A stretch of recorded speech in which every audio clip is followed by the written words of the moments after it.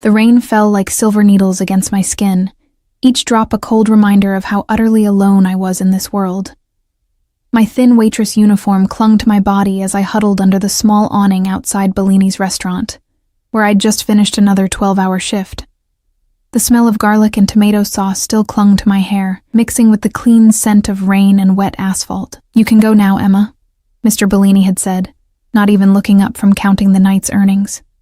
"Tips were down tonight. Tomorrow will be better, maybe. But tomorrow wouldn't be better. It never was." I'd been hearing that same hollow promise for the past 6 months, ever since I'd started working at his overpriced Italian restaurant to pay off my mother's medical debts. I checked my phone. 11:47 p.m. The last bus had left 15 minutes ago. A rumble of thunder made me flinch as I stepped out from under the awning, immediately regretting my decision as cold rainwater soaked through my thin shoes. I'd walk the 3 miles home, like I had so many nights before. At least the rain would wash away the smell of other people's food and the lingering touches of drunk businessmen who thought a $5 tip bought them the right to let their hands linger on mine. The streets were almost empty, the financial district of Boston transforming into a ghost town after business hours. Streetlights reflected off the wet pavement, creating pools of golden light that seemed to float atop the darkness. My footsteps echoed against the buildings, mixing with the percussion of rain. I was so lost in thought, I didn't notice the black car slowing beside me until its tires splashed muddy water across my already soaked legs. "I'm sorry," a deep voice called out. The rear window had been lowered just enough to reveal a pair of intense, dark eyes that seemed to evaluate everything about me in seconds. I instinctively stepped back, nearly stumbling on the curb. The car, which I now recognized as a Bentley, gleamed like obsidian under the streetlights. It was the kind of car I only served drinks beside, never rode in. "You work at Bellini's," the voice stated. Not a question. I clutched my purse tighter, alarm bells ringing in my head. "How do you know that?" The window lowered further, revealing a face that belonged in a Renaissance painting.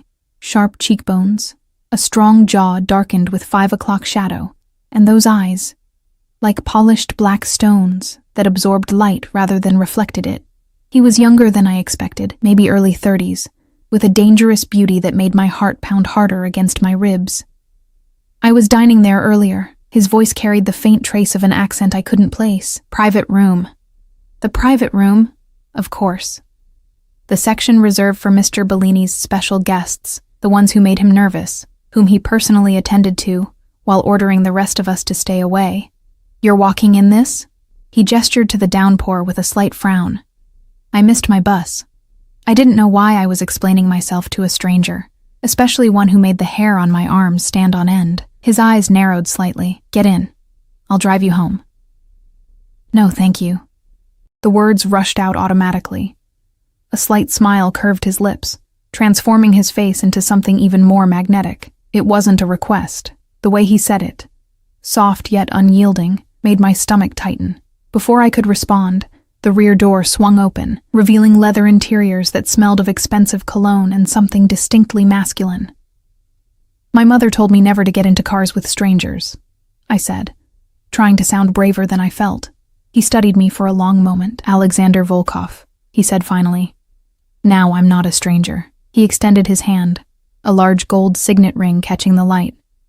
I should have walked away. Every instinct screamed at me to run. But the rain was getting heavier, the wind colder, and something in those dark eyes held me captive. "Emma," I replied, not taking his hand. "Emma Collins. Emma." He said my name like he was tasting it. "The storm is getting worse. Get in." As if on cue, lightning split the sky, followed by a crash of thunder that seemed to shake the very ground. I made a decision that would change everything. I slid into the car beside him. The door closed with a soft thud, sealing me into a cocoon of warmth and the heady scent of his cologne. Up close, I could see how expensive his suit was, charcoal gray, perfectly tailored to broad shoulders. His hands resting casually on his thigh were adorned with only the signet ring, his nails perfectly manicured. "Where do you live?" he asked. I hesitated, suddenly aware of the foolishness of telling this stranger my address. "Dorchester," I said, naming only the district. He nodded to the driver, a broad-shouldered man whose eyes met mine briefly in the rearview mirror before returning to the road. "You're a long way from home," Alexander observed. "The pay is better downtown." I kept my answers short, my body pressed against the door, maintaining as much distance as possible in the confined space. "And yet you walk in the rain." His observation wasn't judgmental, merely curious, not by choice. He studied me in a way that made me feel like he was reading every page of my life story. "How long have you worked for Bellini?" 6 months. "You don't like it there?" Again, not a question. I glanced at him, meeting those intense eyes. "It pays the bills." "Barely, I would imagine." His gaze flickered to my worn purse, the frayed edges of my uniform. I felt a flush of shame creep up my neck. "I manage," I replied stiffly. The car glided through the empty streets, the rain creating a hypnotic pattern against the tinted windows. Despite my discomfort, the gentle motion and warmth began to make my eyelids heavy. I fought against it, determined to stay alert. "You're exhausted." His voice had softened, almost gentle. "Sleep if you need to. We'll wake you when we reach Dorchester." I shook my head. "I'm fine." He reached into a compartment and pulled out a cashmere blanket. "Here." When I didn't take it, he draped it over my lap himself, his fingers brushing against my leg. Even that brief touch sent an electric current through me. "Thank you," I murmured, unable to remember the last time someone had shown me such a simple kindness. "You're shivering." There was concern in his voice, but something else too, a possessiveness that should have alarmed me but instead made me feel strangely safe. The car's gentle motion, the soft leather beneath me, and the warmth of the blanket conspired against my determination to stay awake. My eyelids grew heavier, and I fought a losing battle against sleep. The last thing I remembered was Alexander speaking quietly in a language I didn't understand. His voice a low rumble that followed me into dreams. I woke to the sensation of movement, but not the familiar stop and go of city traffic. This was a constant, gentle vibration, a soft hum beneath me. For a moment, I thought I was still dreaming. The surface beneath me was too comfortable to be my lumpy mattress, the air too fresh to be my cramped apartment. Then I remembered the rain, the black car, the dark-eyed stranger who'd offered me a ride. My eyes flew open. I was no longer in a car. Instead, I found myself on a cream-colored leather couch in what appeared to be impossible. My mind struggled to process what I was seeing. Wood-paneled walls, plush carpet, crystal glasses in a lighted cabinet, small oval windows. I was on an airplane. No, not just an airplane, a private jet. Panic surged through me as I bolted upright. The cashmere blanket pooled around my waist. I was still wearing my waitress uniform, but my shoes had been removed, placed neatly beside the couch. "You're awake." That voice, deep, slightly accented, sent a chill down my spine. Alexander sat in a leather chair across from me, his jacket removed, shirt sleeves rolled up to reveal strong forearms. He was watching me with those penetrating dark eyes, a crystal glass of amber liquid in his hand. "Where am I?" My voice came out as a frightened whisper. "What is this?" "Currently, about 30,000 feet above the Atlantic." He took a sip from his glass, watching me over the rim. "You slept through takeoff. You must have been exhausted." "Takeoff?" The word felt foreign on my tongue. You kidnapped me?" Something flashed in his eyes. Amusement? Irritation? "I prefer to think of it as rescuing you. From what?" I scrambled to my feet, looking wildly around for an exit, a phone, anything. "From a life of serving drinks to men who don't deserve to breathe the same air as you." He set down his glass and stood. Even in my panic, I couldn't help but notice how he dominated the space, his presence filling every corner of the cabin. "You had no right," I hissed, backing away as he approached. "Take me back. Now." He stopped, leaving a careful distance between us. "I'm afraid that's not possible. We're already halfway to Italy." "Italy?" My voice rose to a near shriek. "Why? What do you want from me?" "Sit down, Emma." His tone was gentle, but left no room for argument. "I'll explain everything." "I don't want to sit down. I want to go home." Tears of frustration and fear burned behind my eyes. "Home?" He raised an eyebrow. To your leaking apartment? To another day of being pawed at by drunken customers? To watching your mother deteriorate because you can't afford better care? I froze. How do you know about my mother? A small, satisfied smile curved his lips. I make it my business to know everything about what belongs to me. I don't belong to you, I whispered, even as a treacherous part of me responded to the possessive gleam in his eyes. Not yet. He moved closer, and this time I didn't back away. But you will, Emma Collins. You've belonged to me since the moment I saw you 6 months ago, when you first walked into Bellini's looking for work. My blood turned to ice. 6 months? You've been watching me for 6 months? He reached out, his fingers brushing a strand of hair from my face with surprising gentleness. I've been waiting for you my entire life. I just didn't know it until 6 months ago. I should have been terrified, and part of me was, but another part, a part I didn't recognize, thrilled at his words, at his touch. Who are you? Really? You know who I am. His hand cupped my cheek, his thumb brushing across my lower lip. You've felt my presence every time I've dined at Bellini's. You've sensed me watching you, and I had. Those nights when the back of my neck would prickle, when I'd turn to find the private room door slightly ajar, a shadow moving behind it. Why me? My voice trembled. His dark eyes searched mine, because from the moment I saw you, I knew no one else would ever be enough. The plane hit a pocket of turbulence, throwing me off balance. Alexander's arms came around me instantly, steadying me against his chest. I could feel his heart beating, strong and steady, as mine raced like a frightened bird's. I can't just disappear, I said against his shirt. My mother is being moved to the best private care facility in Boston as we speak. His voice rumbled through his chest against my ear. All her expenses paid. She'll want for nothing. I pulled back to look at his face. Why would you do that? Because she's your mother. He said it as if it were the most obvious thing in the world, and because I take care of what's mine. I'm not yours, I repeated, but the words sounded hollow even to my own ears. His smile was that of a predator who knew his prey was already caught. You will be. By choice, Emma. I may have brought you onto my plane without your knowledge, but everything that happens from this point forward will be your decision. And if I decide to leave, to go home, then I'll have you flown back the moment we land. His thumb traced the outline of my jaw. But I don't think you will. You don't know me, I whispered. I know you work 16-hour shifts without complaint. I know you send most of your money to your mother's care facility.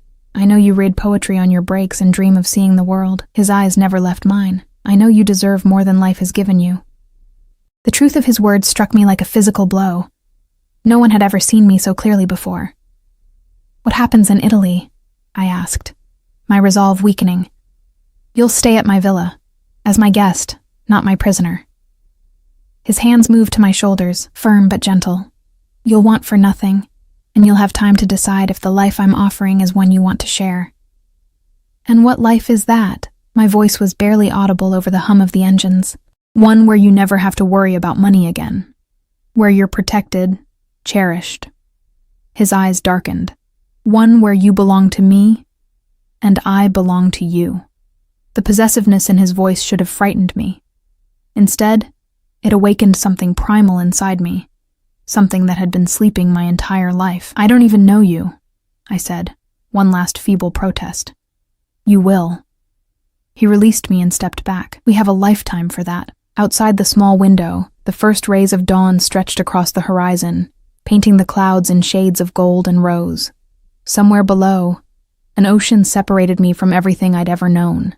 I should have been terrified. I should have demanded to be taken home the moment we landed. Instead, I found myself wondering what it would be like to be truly seen, truly wanted, for the first time in my life.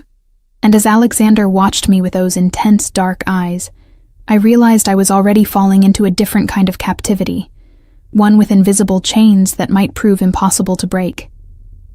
The Italian coastline appeared below us like a watercolor painting. Terracotta rooftops, emerald hills, and the sapphire Mediterranean stretching to the horizon. I pressed my face against the small window, momentarily forgetting my situation in the face of such beauty. "Have you ever been to Italy before?" Alexander asked, coming to stand beside me. I shook my head, unable to tear my eyes from the view. "I've never been anywhere. My passport—" I trailed off, suddenly realizing, I don't have my passport. How did we even— "It's been taken care of." His tone suggested this was a trivial matter, easily handled with money or influence or both. The plane began its descent, and my stomach lurched, partly from the changing altitude, partly from the reality of what was happening. I was in a foreign country with a man I barely knew, a man who'd essentially kidnapped me, a man who spoke of me as if I were already his possession. Yet here I was, heart racing with something that wasn't entirely fear. "Where exactly are we?" I asked, needing to break the heavy silence. "Amalfi Coast. My family has owned property here for generations." Family. The word sparked a flurry of questions. Who was this man? What kind of family did he come from? The private jet, the casual mention of a villa, the way he'd spoken of my mother's medical care as if the cost were inconsequential. All of it painted a picture of immense wealth. But there was something else, something in the watchful eyes of his driver, in the careful way he scanned our surroundings, in the power that emanated from him like a physical force. The plane touched down smoothly on what appeared to be a private airstrip. No terminal, no other aircraft, just a stretch of tarmac, ending near a cluster of sleek black vehicles. Men in dark suits stood beside them, sunglasses hiding their eyes even in the early morning light. "Your security?" I asked, nodding toward the waiting men. A slight smile curved his lips. "Among other things." The plane taxied to a stop, and Alexander rose, extending his hand to me. I hesitated before placing my fingers in his palm, letting him guide me to my feet. His hand was warm, his grip firm but gentle, as if he were handling something precious. "Whatever you need while you're here will be provided," he said, his eyes searching mine. "Clothes, books, anything. You only need to ask. What I need is to understand what I'm doing here," I replied, trying to keep my voice steady. "Why me? There must be 1,000 women more suitable for whatever this is." Something dangerous flashed in his eyes. "I didn't want suitable. I wanted you." His thumb traced circles on the inside of my wrist, just over my pulse point. "The moment I saw you, I knew." "Knew what?" "That you were mine." The simple declaration sent shivers down my spine. Even if you didn't know it yet, before I could respond, the cabin door opened, and the same broad-shouldered driver who'd been in the car appeared, nodding respectfully to Alexander. "Everything is ready, sir." "Good. We'll go directly to the villa." Alexander hadn't released my hand, and I didn't pull away as he led me toward the door. The heat hit me first, warm, fragrant air that smelled of salt and flowers. After Boston's endless rain, the Mediterranean sun felt like a caress against my skin. For a moment, I closed my eyes, tilting my face upward, absorbing the warmth. When I opened them, I found Alexander watching me with an intensity that made my cheeks burn. The naked hunger in his gaze wasn't purely sexual. It was deeper, more complex, like a man seeing water after days in the desert. He led me to the largest of the waiting vehicles, a sleek black SUV with tinted windows. The driver opened the rear door, and Alexander guided me inside with a light touch at the small of my back. His hand lingered there as he slid in beside me, his body close enough that I could feel the heat of him through my thin uniform. As we drove away from the airstrip, I caught glimpses of the coastline through the windows, winding roads carved into cliffs, glimpses of the sea far below, villas perched precariously on the hillsides like birds' nests. It was breathtaking, like nothing I'd ever seen outside of travel magazines. "It's beautiful," I murmured, almost to myself. "Yes," Alexander replied, but when I turned, he wasn't looking at the view. He was looking at me. "Beautiful." I flushed and looked away. "You said I'm free to leave. Does that offer still stand?" His expression hardened slightly. "I'm a man of my word, Emma. If you choose to go, I won't stop you. But I hope you'll give us a chance." "There is no us," I said quietly. "There's you, a man I met yesterday, who decided to bring me to Italy without my consent. And there's me, trying to figure out what the hell is happening. A muscle ticked in his jaw. I've known of you for 6 months. I've learned everything about you, your favorite books, your mother's condition, how you take your coffee in the mornings. I know you're drowning in debt that isn't even yours. I know you haven't bought yourself anything new in over a year because every spare dollar goes to your mother's care. My blood ran cold. That's not knowing me. That's stalking. Call it what you will. He shrugged, unapologetic. I wanted to be sure. Sure of what? That you were worth upending my life for. His candor startled me. I don't do this, Emma. I don't bring women into my world. It's too dangerous, too complicated. But with you... He shook his head slightly, as if he too were bewildered by his actions. With you, I had no choice. The car rounded a bend, and suddenly, the villa came into view. Villa was an understatement. It was a palace, cascading down the cliffside in a series of terraces and balconies, all gleaming white stone and climbing roses. The Mediterranean stretched behind it, an endless expanse of blue. My breath caught. This is yours? Ours, he corrected, watching my reaction carefully. If you want it to be. The car pulled through wrought iron gates and up a winding driveway lined with olive trees. As we approached the main entrance, I noticed more men in dark suits positioned discreetly around the property, their attentive postures suggesting they were more than just household staff. Why do you need so much security? I asked, unease creeping back into my voice. Alexander's expression gave nothing away. My business interests require certain precautions. What exactly is your business? The car came to a stop before I could get an answer. The driver opened Alexander's door, and he stepped out before turning to offer me his hand. After a moment's hesitation, I took it, allowing him to help me from the car. Up close, the villa was even more magnificent, ancient stone mellowed by centuries of sun, windows framed by climbing roses, a fountain playing in the central courtyard. It was like something from a fairy tale, too beautiful to be real. Welcome to Villa Volkov, Alexander said, his hand coming to rest possessively at the small of my back. The massive front doors opened before we reached them, revealing a slender woman with silver-streaked black hair, her posture ramrod straight, her expression carefully neutral. Alessandra, Alexander greeted her in a tone that suggested respect rather than familiarity. This is Emma Collins. She will be staying with us. See that she has everything she needs. The woman's dark eyes flicked over me, taking in my rumpled waitress uniform, my tangled hair, my obvious discomfort. If she found anything unusual about my sudden appearance, she gave no sign of it. Of course, Mr. Volkov. Miss Collins, welcome. Her English was perfect, with just a hint of an Italian accent. Would you like to freshen up after your journey? Before I could answer, Alexander spoke. Have a bath prepared in the blue suite, and bring a selection of clothes. She arrived with nothing. The presumption in his tone made me bristle. I can speak for myself. Something like amusement flickered in Alessandra's eyes, quickly suppressed. Alexander, however, didn't look amused at all. His hand tightened slightly against my back. Of course you can, he said, his voice deceptively soft. But right now, you're exhausted, disoriented, and still wearing clothes you've been in for over 24 hours.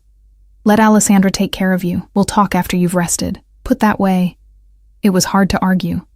I was exhausted, and the thought of a bath was too tempting to resist. I nodded, and Alessandra gestured for me to follow her.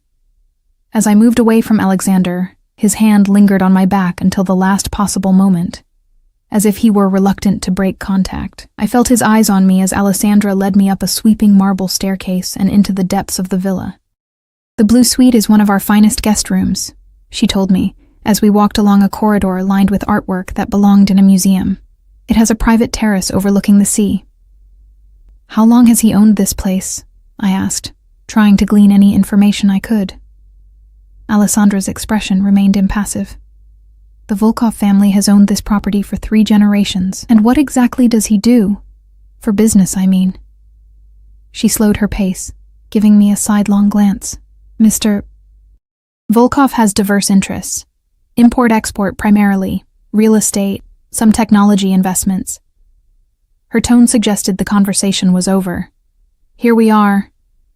She opened a set of double doors to reveal a room that took my breath away. Sunlight streamed through floor-to-ceiling windows, illuminating walls painted the exact blue of the sea beyond the terrace. A massive four-poster bed dominated one wall, draped in white linens that looked cloud-soft. Fresh flowers filled crystal vases, their scent mingling with the salt air coming through the open terrace doors. "The bathroom is through there," Alessandra said, indicating a door to the right. "I'll have clothes brought up immediately." "Is there anything specific you require?" I looked down at my wrinkled uniform, suddenly acutely aware of how out of place I was in these surroundings. I don't know. Something comfortable, I guess." Alessandra nodded. "Very well. The bath will be ready shortly." She left, closing the doors behind her. And for the first time since entering the black car in Boston, I was alone. I moved to the terrace doors, stepping out into the warm sunlight. The view was breathtaking. Terraced gardens leading down to a private beach, the Mediterranean stretching to the horizon. What was I doing here? In less than 24 hours, I'd gone from a struggling waitress to... what? A guest in a billionaire's Italian villa. A captive, albeit in a gilded cage. The sensible thing would be to demand a phone, call the embassy, get myself home as quickly as possible. But home to what? My cramped apartment with its leaking ceiling? Another double shift at Bellini's, fending off wandering hands? My mother's medical bills, piling higher each month? And then there was Alexander himself. The way he looked at me, like I was precious, like I was necessary, stirred something in me I hadn't known existed. No one had ever wanted me like that before. No one had ever seen me the way he seemed to. A soft knock interrupted my thoughts. A young woman entered, carrying a stack of neatly folded clothes. She set them on the bed with a respectful nod. "The bath is ready, miss," she said in heavily accented English. "Is there anything else you need? A phone?" I asked hopefully. She hesitated. "I would have to ask Mr. Volkov." "Of course. Never mind. Thank you." After she left, I explored the bathroom, finding it as opulent as the bedroom. Marble floors, a sunken tub big enough for 3 people, already filled with steaming water scattered with rose petals. Expensive-looking bottles lined a shelf. Shampoos, oils, soaps. I shed my grimy uniform, letting it pool at my feet, and stepped into the tub. The hot water enveloped me, and I couldn't suppress a moan of pleasure. How long had it been since I'd had a proper bath? My apartment only had a cramped shower with unpredictable water pressure. As I soaked, reality began to set in. I was thousands of miles from home, with a man who'd admitted to watching me for months, who spoke of me as if I already belonged to him. A man with enough power and money to arrange international travel without documentation, to move my mother to a private facility overnight, to command a small army of security personnel.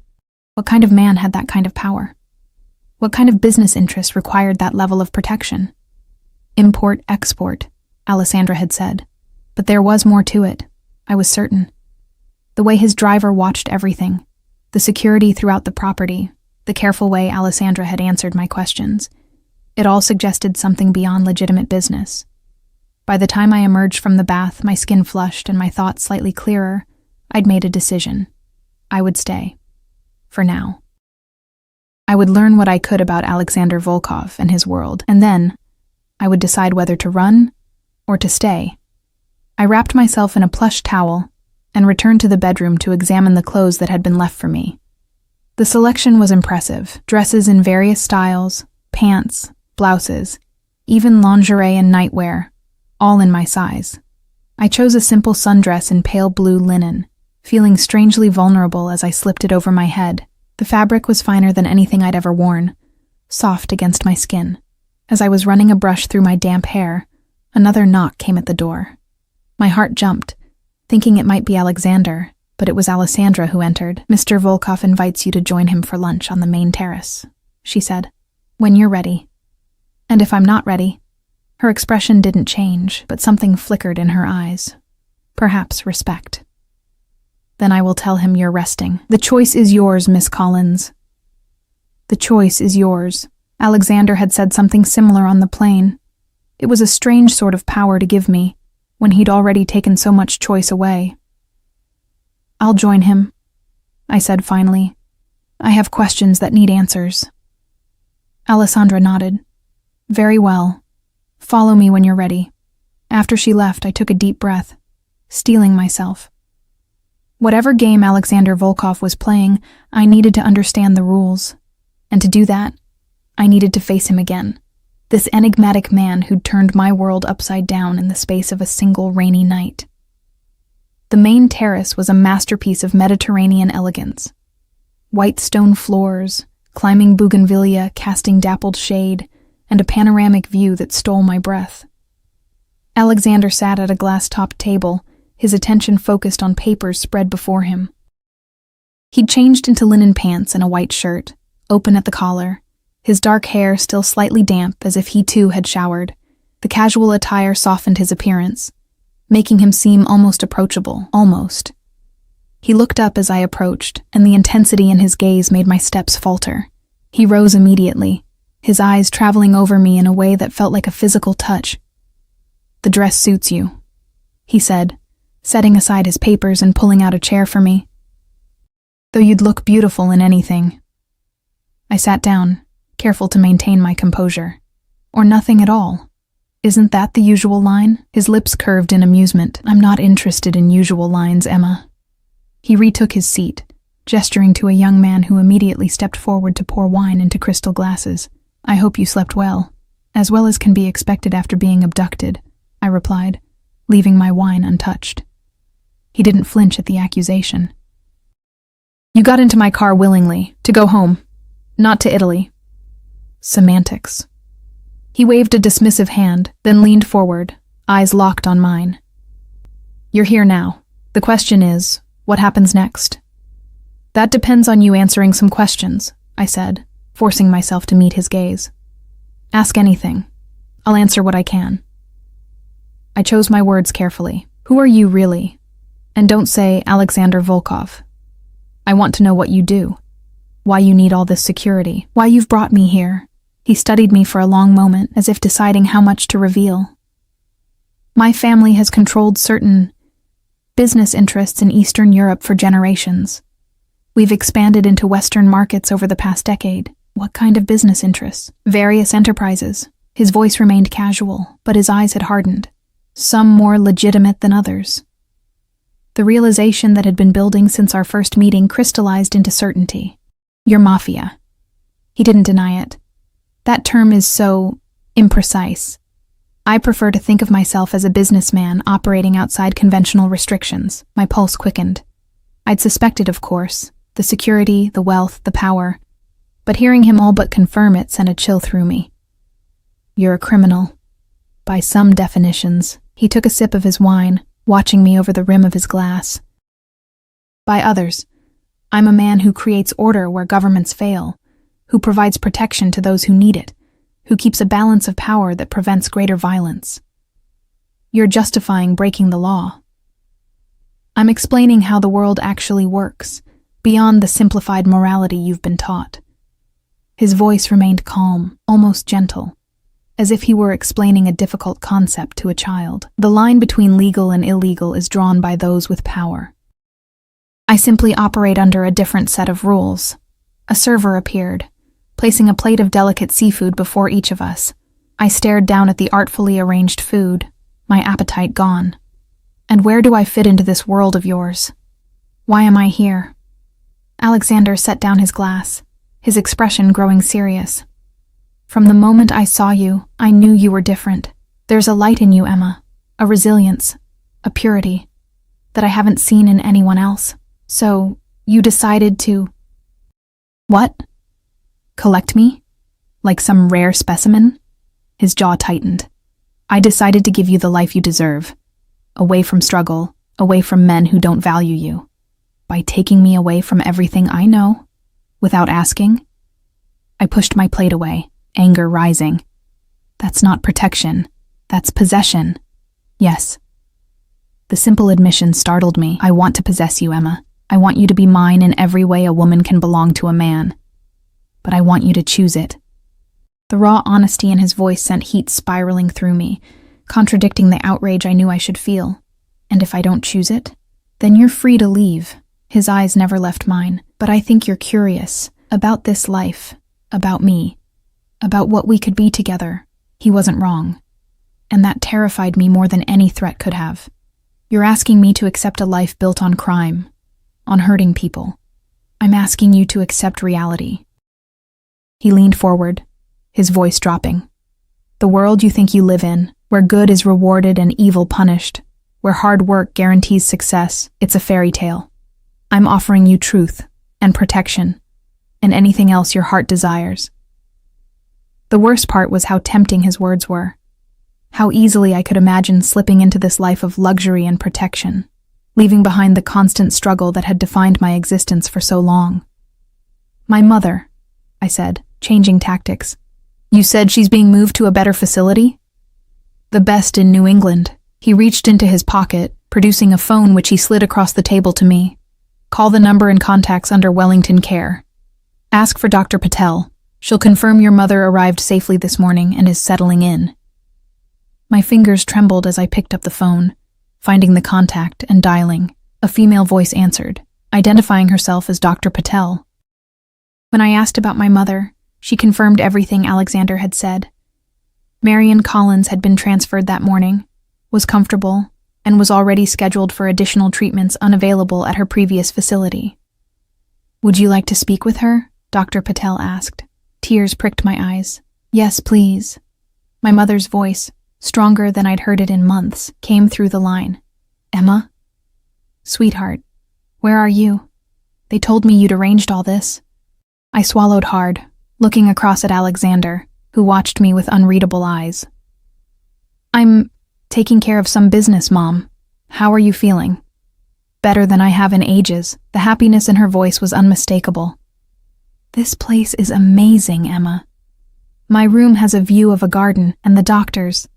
They've already done more tests in one day than the other place did in a month. Guilt and gratitude warred within me. That's wonderful, Mom.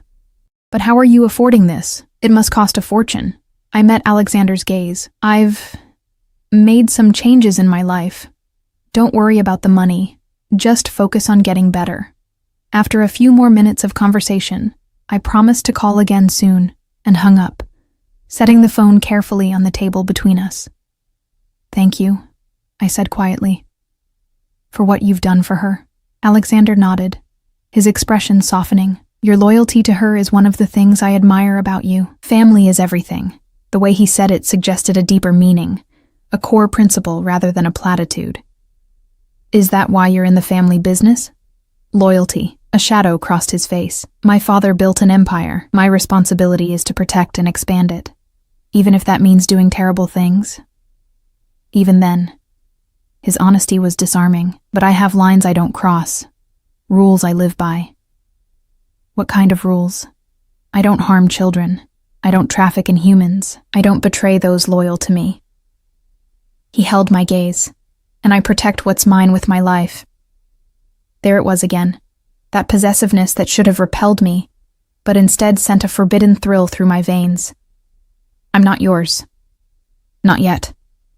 His confidence was absolute, but you will be. The meal continued in tense silence, broken only by the gentle clinking of silverware against fine china. Despite my agitation, hunger eventually won out, and I found myself eating the exquisitely prepared seafood, aware of Alexander's approving gaze. You mentioned staying at the villa, I said finally. For how long? That's up to you. I'll be here for at least 2 weeks before business calls me back to Boston. He refilled my water glass without asking. You're welcome to stay longer, with or without me. And after that? After that, if you choose to stay with me, we return to Boston together, to my home. His eyes darkened. To our life. You make it sound so simple. It is simple. Stay or go. Choose me or don't. The intensity of his gaze pinned me to my seat. But know this, Emma. If you choose me, it's forever. I don't share what's mine. I don't allow second thoughts. Once you're mine until death. A chill ran through me at the finality in his tone. That sounds more like a threat than a proposal. It's a promise. He reached across the table, his fingers brushing against mine. I will give you everything. Luxury, protection, pleasure beyond anything you've imagined. But in return, I demand absolute loyalty. The touch of his skin against mine sent electricity racing up my arm. And what about love? Or doesn't that factor into your equation? Something vulnerable flickered in his eyes. So quickly I might have imagined it. Love is a luxury many in my position can't afford. Then what am I to you? A possession? A trophy? You're a necessity. The raw honesty in his voice caught me off guard. From the first moment I saw you, I knew I would never be complete without you. Before I could respond, a man in a dark suit approached, leaning down to whisper something in Alexander's ear. His expression hardened instantly, the vulnerable moment vanishing as if it had never existed. "Excuse me," he said, rising from the table. "Business requires my attention. Alessandra will show you around the grounds. We'll continue our conversation at dinner." He was gone before I could object, striding away with the confident gait of a man accustomed to command. The transformation had been instantaneous, from the almost tender man who'd touched my hand to the cold, controlled leader of a criminal empire. Alessandra appeared as if summoned by magic, her expression as unreadable as ever. "Would you care to see the gardens, Miss Collins? Or perhaps the beach?" I stood, still unsettled by Alexander's abrupt departure and the conversation that had preceded it. "The beach, I think. I need some air." She led me down a series of stone staircases that wound through terraced gardens, each more beautiful than the last. Olive trees provided patches of shade, their silver-green leaves rustling in the gentle breeze coming off the sea. "How long have you worked for him?" I asked as we walked. Alessandra's pace didn't falter. "For Mr. Volkov specifically, 3 years. For the family, nearly 20. What is he like? As an employer, I mean." She considered this for a moment. "Demanding, fair, unforgiving of betrayal," she glanced at me. "He values loyalty above all else." So I've gathered. We reached the bottom of the steps, where a pristine private beach stretched before us, the Mediterranean lapping gently at the shore. "Has he brought other women here before?" Alessandra's expression revealed nothing. "No, Miss Collins, you are the first. The information shouldn't have pleased me, but it did. Why me, do you think? It is not my place to speculate on Mr. Volkov's personal matters." Her tone was polite but firm, ending that line of questioning. I slipped off my sandals, stepping onto the warm sand. "Am I a prisoner here, Alessandra?" For the first time, something like sympathy crossed her face. "Mr. Volkov has given orders that you are to have whatever you wish. Go wherever you like within the property. Beyond that," she hesitated, "I cannot say. In other words, I was free within the confines of a gilded cage. I walked to the water's edge, letting the cool waves wash over my feet. The beach was entirely private, shielded from neighboring properties by rocky outcroppings. I could see security personnel positioned discreetly at various points, watching everything. "I'll leave you to enjoy the beach," Alessandra said. "When you wish to return to the villa, simply inform one of the staff, and they will escort you." Left alone on the pristine beach, I sat on the warm sand and tried to make sense of the bizarre turn my life had taken. 24 hours ago, I'd been a waitress in a rainy Boston night. Now I sat on a private Mediterranean beach, the property of a man who'd casually admitted to being a mafia boss who spoke of me as if I were already his. The strangest part wasn't the luxury surrounding me or even the implicit danger of Alexander's world. It was how tempted I felt to accept what he offered, not just the material comforts, but the intensity of his focus, the way he seemed to see me completely. For someone who'd spent her entire life feeling invisible, that recognition was intoxicating. I stood, brushing sand from my dress, and walked along the shoreline. The water lapped at my feet, cool and refreshing under the warm sun. I could feel eyes watching me, the security personnel stationed around the property. But they kept their distance, giving me the illusion of privacy. After an hour of solitude, I made my way back to the stone steps leading up to the villa. A young man in a dark suit materialized as I approached. "Would you like to return to your room, Miss Collins?" he asked in accented English. Actually, I'd like to explore the villa, if that's allowed. He nodded. Of course, I can show you around, or you may explore on your own. Mr. Volkov has given instructions that you have full access to the property, except for his private office when he is conducting business. I'll explore on my own, thank you.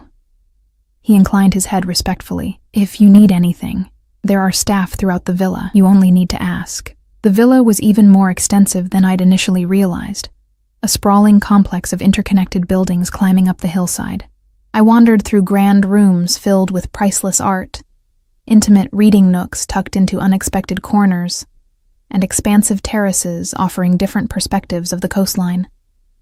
In one wing, I discovered what appeared to be family spaces, photo frames on tables, books left open as if recently read, a half-finished chess game on an antique board. I picked up one of the photos, studying the image of a younger Alexander standing beside an older man with the same penetrating dark eyes.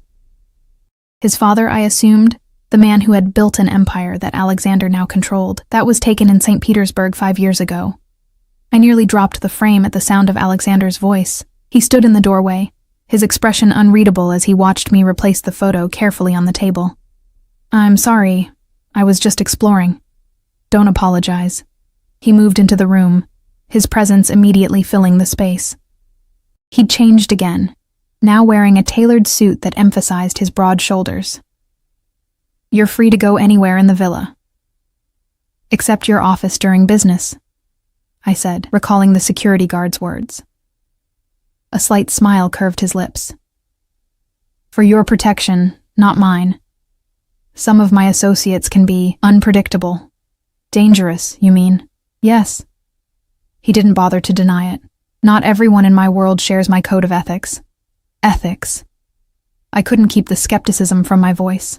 Is that what you call it?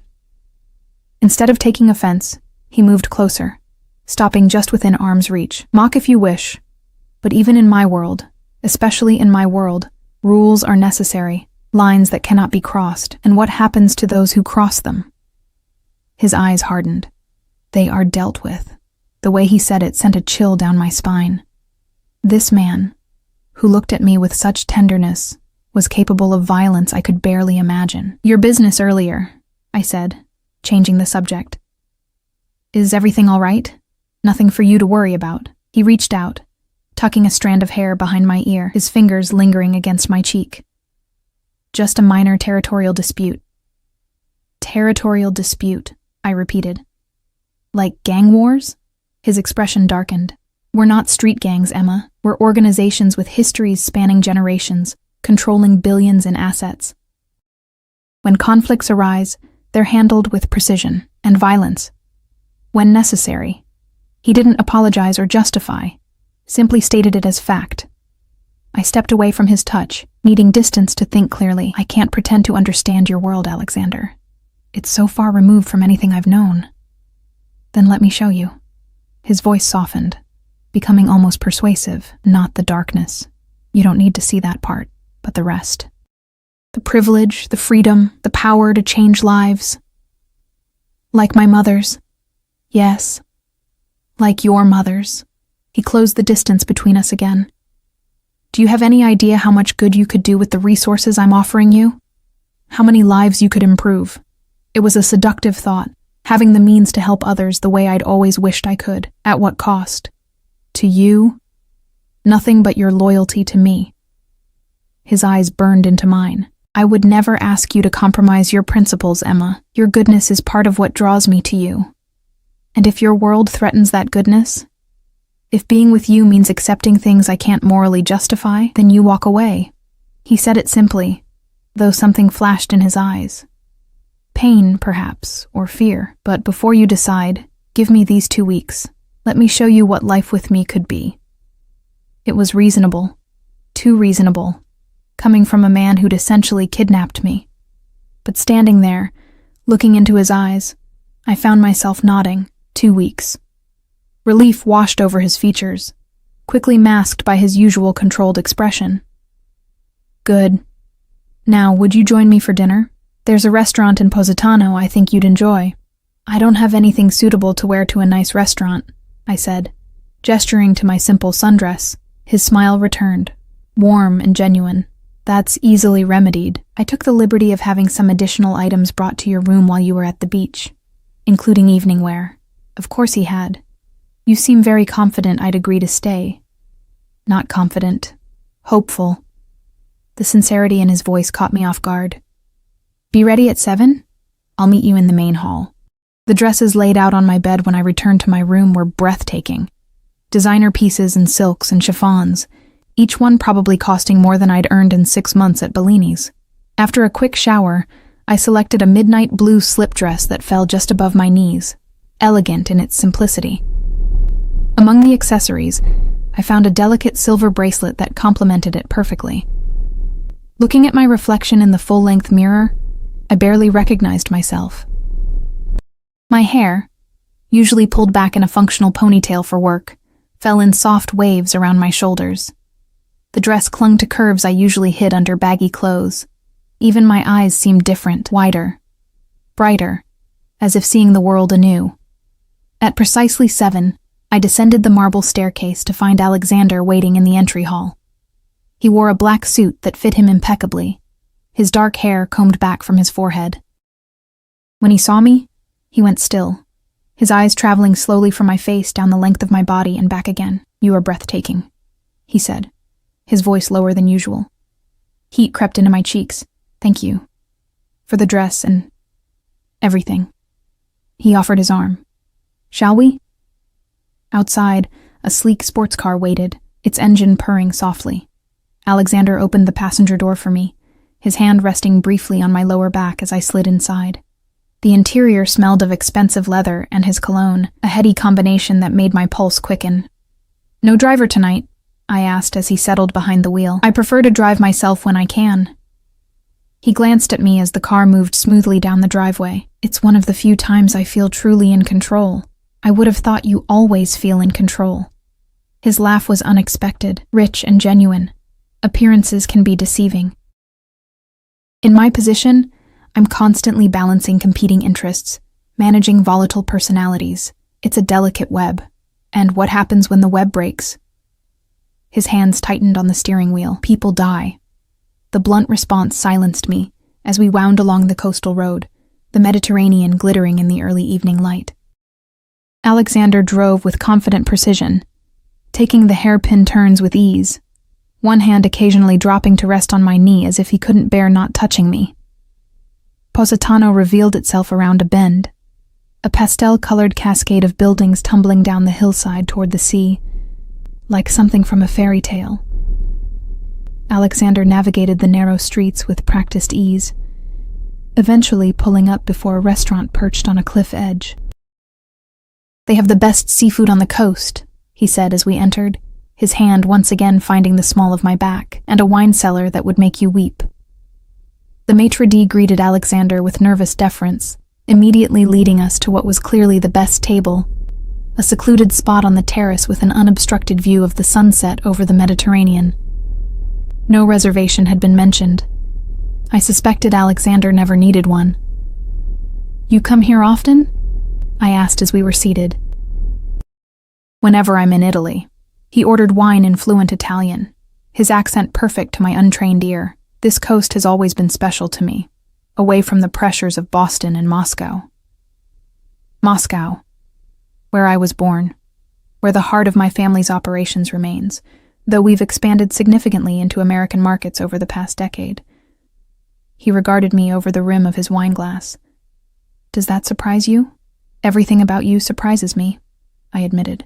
Yesterday I thought you were just another wealthy customer at Bellini's. Today you're a monster? He supplied when I trailed off. I shook my head. I don't think you're a monster. I think you're a man who's made choices I don't understand, living by rules I wasn't taught. Something like approval flickered in his eyes. Most people see the world in black and white, good and evil, legal and criminal. But reality exists in shades of gray. The politician who takes bribes to fund his campaign, the corporation that poisons a river to save costs, the police officer who looks the other way for the right price, are they so different from me? At least I'm honest about what I am. And what are you exactly? A man who creates order from chaos, who protects those loyal to him, who keeps his word, always. His eyes held mine. A man who has never wanted anything or anyone the way I want you. Heat bloomed in my chest, spreading outward until my whole body felt flushed. The intensity of his gaze, the raw honesty in his voice made it hard to breathe. Why? The question escaped in a whisper. Why me? Alexander was silent for a long moment, as if carefully choosing his words. I've known many women, Emma. Beautiful women. Intelligent women. Women born into my world, who understand its rules and expectations. But none of them has what you have, which is light. He said it simply. A fundamental goodness that hasn't been corrupted by hardship or ambition. A strength that comes from within, not from power or wealth. His voice dropped lower. From the moment I saw you, I knew you were what I've been searching for without knowing it. The missing piece. The server arrived with our appetizers, breaking the moment. Throughout the meal, Alexander was attentive, ensuring my glass was never empty, asking about my preferences, sharing stories of the region's history and his previous visits. He was charming, knowledgeable, and at times even playful. A side of him I hadn't glimpsed before. It was easy, too easy to forget who he was, what he was. As we shared a dessert, a delicate lemon tart with fresh berries, I found myself laughing at a story he told about his first visit to Italy as a teenager. His smile in response was warm, genuine, reaching all the way to his eyes. You should laugh more often, he said, reaching across the table to brush his fingers against mine. It transforms you. Our fingers intertwined on the tablecloth, and I didn't pull away. The wine, the setting, the man across from me, it all combined to create a dreamlike quality, as if we were characters in a story rather than real people with complicated lives. What happens next? I asked, my voice soft in the candlelight. If I stay, if I choose you. His eyes darkened. You become mine, in every way. As what? Your mistress? Your prisoner? As my wife. The word hung between us like a physical presence. Wife, not girlfriend, not mistress, wife. The most permanent, binding claim a man could make on a woman. You can't be serious, I whispered, my fingers suddenly stiff within his. I've never been more serious about anything in my life. Alexander's expression was solemn, his dark eyes unwavering. When I said forever, Emma, I meant it. I don't do temporary. Not with you. We barely know each other. My voice sounded thin, distant to my own ears. You can't possibly want to marry someone you just met. I've known you for 6 months, he countered. I've watched you, learned about you, seen who you truly are. The only difference is that now you're aware of me too. That's not how relationships work. Normal people date. They learn about each other. They fall in love. We are not normal people. His grip on my hand tightened, not painfully, but with unmistakable possession. I am the head of a family empire. You are the woman I have chosen. Traditional courtship isn't an option for us. Because you kidnapped me, I couldn't keep the edge from my voice. A muscle ticked in his jaw. Because my world doesn't allow for the luxury of time. Every day I'm not with you is a day you could be taken from me, by a rival family, by law enforcement, by any of a dozen forces that would destroy what I'm building. And what exactly are you building? I asked, trying to understand this man who spoke of marriage to a woman he'd technically just met. His gaze grew distant for a moment. A legacy. Something that will outlast me, something worthy. His eyes refocused on mine. My father built his empire on blood and fear. I'm transforming it, diversifying into legitimate businesses, establishing political connections, creating stability. I need a partner in that, someone who sees the world as it should be, not just as it is. And that's me? A waitress from Boston with no connections, no wealth, nothing to offer your empire? You have everything to offer. The sincerity in his voice was disarming. Compassion, moral clarity, strength that comes from goodness, not fear. He brought my hand to his lips, pressing a kiss against my knuckles. Do you know how rare that is in my world? Everyone wants something from me. Everyone has an angle, a hidden agenda, except you.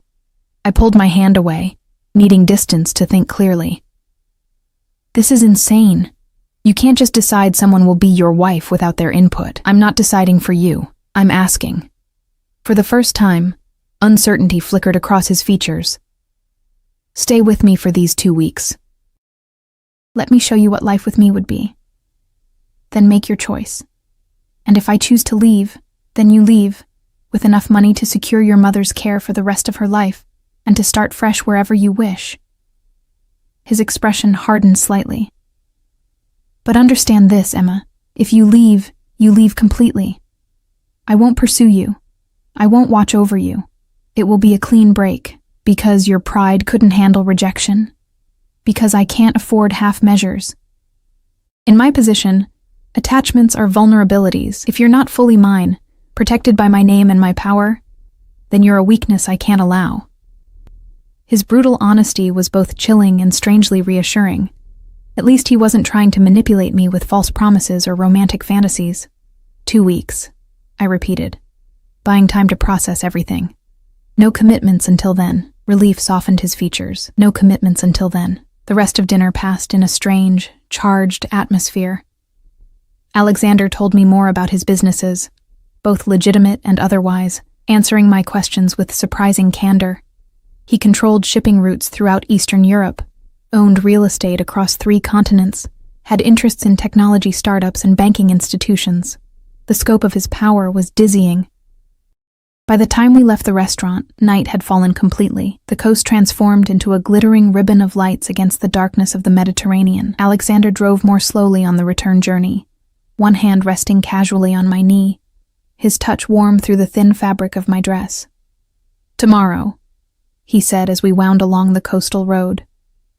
I have meetings in the morning, but the afternoon is ours. I'd like to take you sailing. I've never been sailing before. He smiled, the expression softening his severe features. There are many firsts I look forward to sharing with you, Emma. The intimate promise in his voice sent heat spiraling through me. I turned to look out at the sea, trying to calm my racing pulse. This man, this dangerous, compelling man, affected me in ways I couldn't understand. Despite everything I knew about him, despite the circumstances that had brought me here, I was drawn to him like a moth to flame.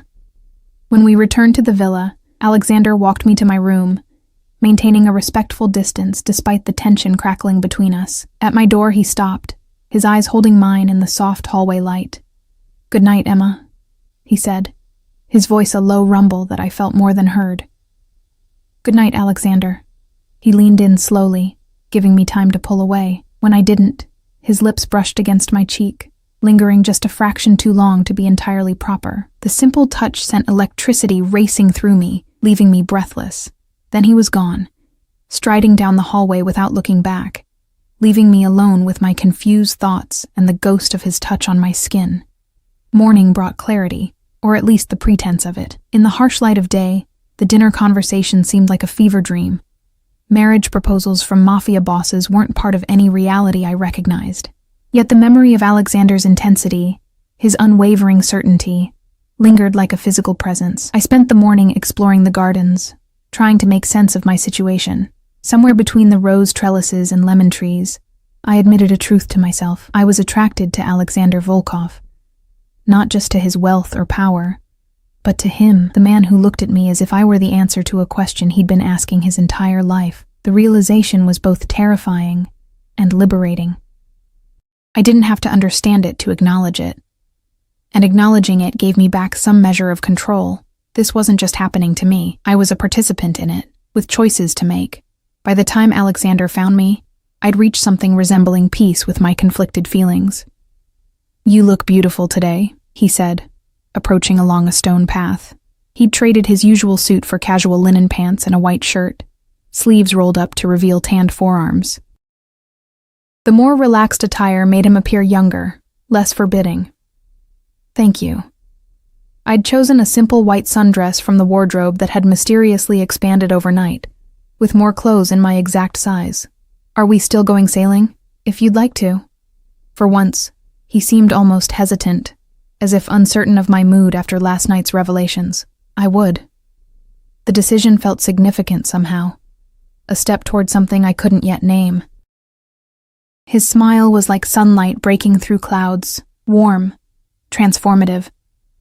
The boat is ready whenever we are. The boat, it turned out, was a sleek yacht moored at a private dock below the villa. Crew members greeted us respectfully as we boarded, but once we were underway, they maintained a discreet distance, giving us the illusion of privacy.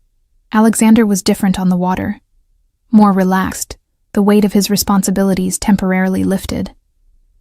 He showed me how to steer, his hands guiding mine on the wheel, his body a solid warmth behind me. He pointed out landmarks along the coast, telling stories of ancient pirates and modern celebrities, his knowledge seemingly endless.